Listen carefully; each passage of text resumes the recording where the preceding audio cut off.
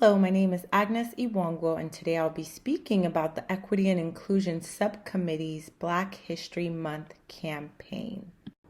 So here are our disclosures. Personally, I have no funding to disclose.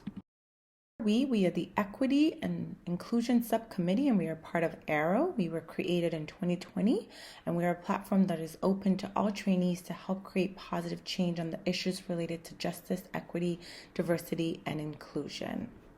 Speaking of DEI in medicine, we know that cancer disparities do exist. Specifically, African Americans and underrepresented minorities tend to have a higher incidence of cancer diagnosis, and these patients tend to do worse.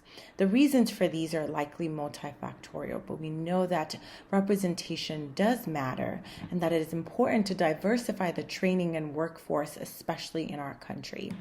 So the barriers do persist, and they can lead to limited clinical research and management decision-making, and as well as affect clinical care. This brings me to the objective of our study. We wanted to report our experience with our second annual Association of Residents in Radiation Oncology Equity and Inclusion Subcommittee Black History Month campaign. Over the course of the Black History Month, we assigned one lead who is in charge of picking one historical radiation oncology and creating a video presentation highlighting their work and accomplishment. This was then posted on Twitter using specific hashtags such as Black History Month and EISC. We collected Twitter analytics using NodeXL. Here is an example of one of the presentations that was posted for one of our weekly highlights. We will highlight incredibly amazing Black radiation oncologists. And today, we will recognize Dr. William Edward Allen Jr.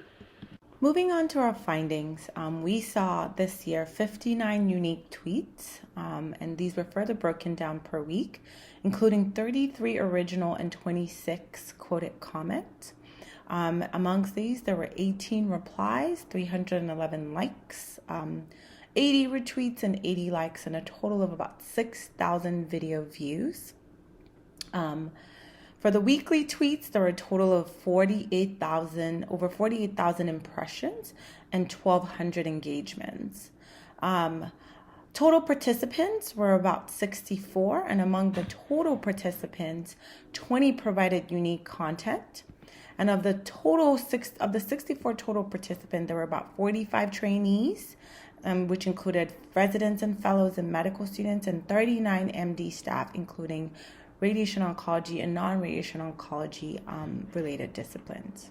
In conclusion, with our second year campaign, we showed that you can have sustained interest through an intentional social media campaign. We saw an increased number of participants and high engagement using the video format. And we also showed that social media is an important tool to increase awareness and engagement about diversity, equity, and inclusion.